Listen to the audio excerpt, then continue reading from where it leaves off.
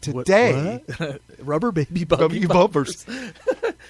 They went live with this on YouTube, and they were streaming live. You mean coverage. like a Periscope? Like a Periscope stream? Yes. What? Straight to YouTube. It was live all morning long, and they were interviewing. And you heard that first interview, the first sound clip that we played earlier was Senator Bill Nelson, who was on the ground, involved with the FBI, and real close ties. I mean, the FBI came out right away and said, and you're listening to Smith Radio at smithradio.com, SMYTH. If you're listening live on Sunday night at 5 p.m. Eastern Time, your call-in line is 513-888-1538. Follow us on Facebook.com/Smith Radio and Twitter at Smith Radio. And we're talking about the Orlando massacre. The FBI classifies massacre as mass shooting as more than 2 or 3 dead bodies. Is it 2 or 3? Right, more than 2. Okay. More than 2. Okay. And we're talking about how 50 Americans were slain, unarmed, innocent bystanders shot in the back by a coward. Yeah. 52 injured. So that's 102 Americans in a nightclub just kicking back, enjoying themselves. Right. And I see this outpouring of sorrow, which, of course, I don't know. I have a different... I don't know. I was in the Marine Corps. You deal with death differently than anybody I've ever known, though. I know. It's really weird. And I don't know if I was always like this or if the Marine Corps had something to do with it. But I just look at it like, look, you got to it's just very clinical to me. It's like you have to fight for and preserve innocent life. And when you hear about somebody dying, and I think about it in my head, and I kind of go through what it's like, what it would have been like if you were there. Right. I think to myself, okay, what do we do to save lives in this situation? It's very clear. I mean, I probably should have been either an EMT or a cop or something like that. Oh, I agree. I agree. Because I tend to, you know what it is? I can get very emotional about it, but I do a really good job of just putting a huge firewall between the emotion and the actual compartmentalizing. Yeah, I'm compartmentalizing the, I guess, just, problem-solving part of my brain where I'm thinking, all right, what do we do about this? That kind of thing. Right. So, I feel bad, obviously. It's really sad, really, really sad. But there comes a point in the amount of death that happens. Like 9/11 is a perfect example. I was livid. I used the word angry. Pissed. I can't. Beyond. Yeah. We're beyond the point of crying for the loss of life. I mean, at that point, I'm going to be honest with you, I was 25 years old in 9/11, maybe 26. I was not too far out from getting out of the Marine Corps, and I was looking for revenge. Well, I was thinking about trying to get back in. I'm like, man, I need to get a piece of this. I called my recruiter and said, hey, if they're doing a recall, make sure you have my contact information correct. My future wife at the time was not happy about that. No, but I was so livid. I wanted to get involved. Now this particular case, once you get to like more than 10 dead, I'm like, all right, we need to talk about solutions. We need to talk about solutions here. And none of them involve anything to do with gun control, maybe gun promotion. Yeah, and I'm looking at it from a war standpoint. Okay, we are at war with Islam. They declared war. Right. We're defending ourselves from the war that's been declared against us. So I'll let other people take care of the vigils and the candlelight vigils and the RIP tweets and all that kind of stuff. Y'all can take care of that. Y'all are doing a good job at that. I'm looking at, all right, how do we solve this problem? And this is, right.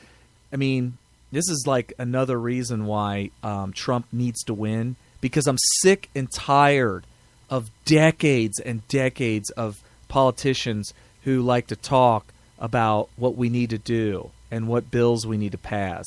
and what kind of bills need to be drawn up and what needs to be vetoed and what. Man, we need action. And I'm not saying executive orders, but I'm saying to actually take the steps to do things that are actually going to solve the problem. Right, and we can even, I was seeing if I could find it. There was a tweet by Hillary Clinton back November 11th, somewhere around there. And in that tweet, she made the comment that November 11th, back in 2015, so less than 6 months ago, we're maybe a little bit more than 6 months ago, but we're getting ready for the run-up for the presidential election, and she tweets out, "Islam is a peaceful religion. Stop the hate. Don't hate the player, hate the game." Well, something really ridiculous along the lines that Islam is a peaceful religion, and you guys need to get your mind right. yeah, this is a really interesting catch-22 that America is in right now in this point in history.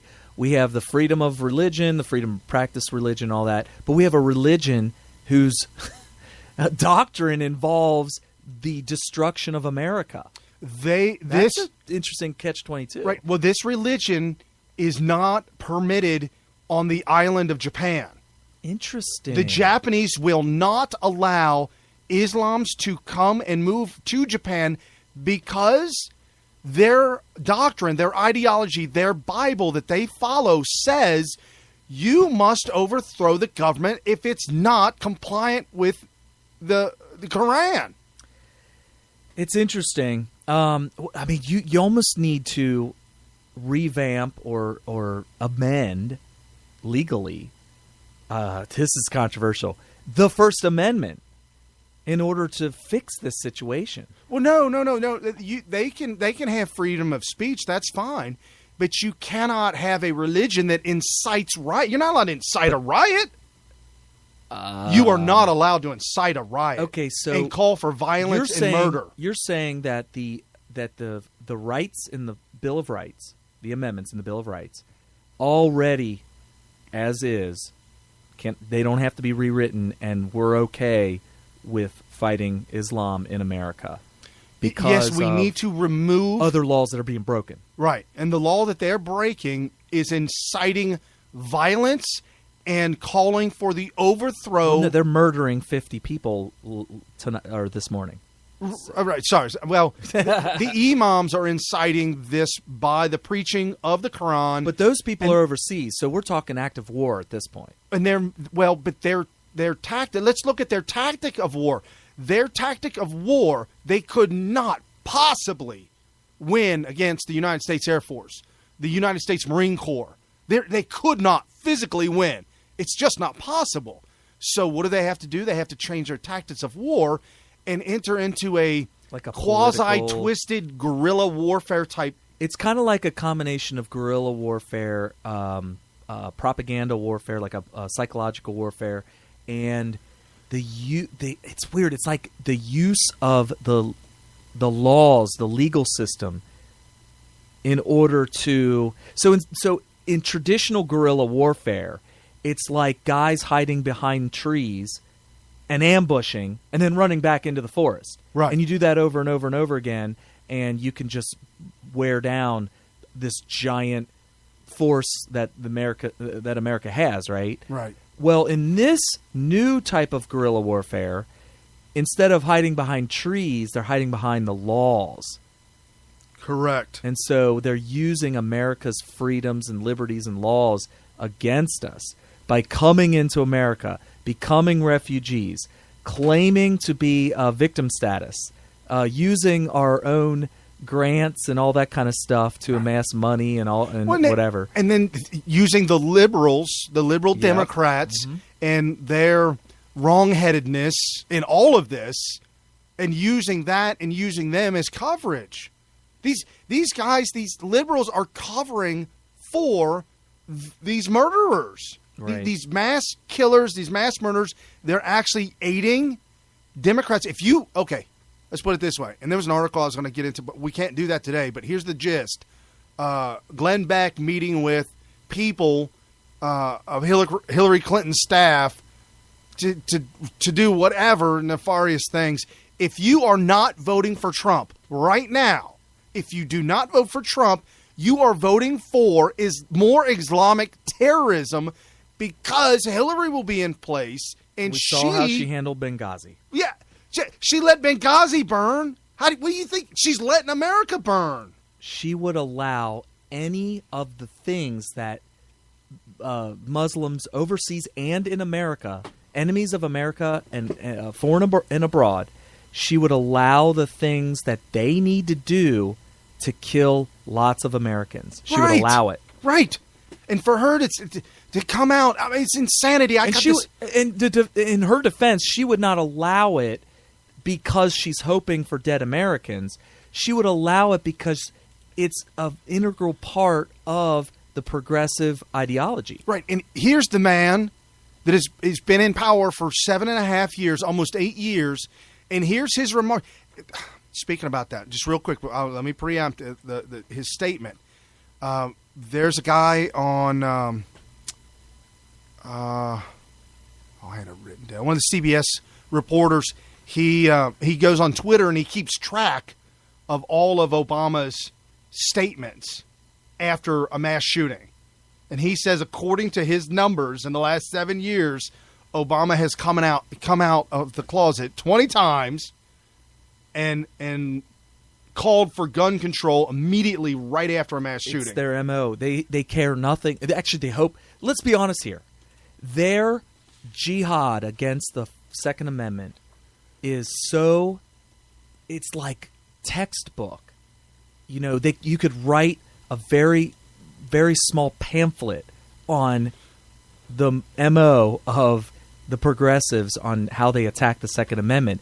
And it involves doing this step-by-step process after a mass shooting, which is, I mean, it's becoming less and less effective, but it's so clinical the way they're doing it. You almost can imagine that they're either hoping for mass shootings or somebody that really wanted to go all the way and get rid of the Second Amendment could even stage mass shootings. Well, and Hillary is running on a campaign of strict gun control. So here's Obama's remarks. Oh, flat out. If Hillary is elected, Second Amendment is gone. Gone. There's no question about it. And here's these killings happened early Sunday mornings, around 3 a.m, something like that, real early in the morning. Obama comes out by noon, 1 o'clock, American time, Eastern time, to give these despicable remarks, and we'll explain it to you. By the way, this will be the first time I heard this. You got to listen very closely to the words that are coming out of his mouth. You got to be very careful about what he says, and take his words for what he's saying. Oh, do we have time? We do. It's a 2-minute clip, so we'll play it, and then we'll go station identification afterwards. Right. Today, as Americans, we grieve the brutal murder, a horrific massacre of dozens of innocent people. We pray for their families who are grasping for answers with broken hearts. We stand with the people of Orlando who have endured a terrible attack on their city. Although it's still early in the investigation, we know enough to say that this was an act of terror and an act of hate. Okay, hold on. Stop that, Mr. Perdition. Okay, an act of terror and an act of hate. Just keep those in mind. Okay. Terror and hate. United in grief, in outrage, and in resolve to defend our people. This could have been any one of our communities. So I told Mayor Dyer that whatever help he and the people of Orlando need, they are going to get it. As a country, we will be there for the people of Orlando today, tomorrow, and for all the days to come. So this is a sobering reminder that attacks on any American, regardless of race, ethnicity, religion, or sexual orientation, is an attack on all of us. Today marks the most deadly shooting in American history. The shooter was apparently armed with a handgun and a powerful assault rifle. This massacre is therefore a further reminder of how easy it is for someone to get their hands on a weapon that lets them shoot people in a school or in a house of worship or a movie theater or in a nightclub. And we have to decide if that's the kind of country we want to be. And to actively do nothing is a decision.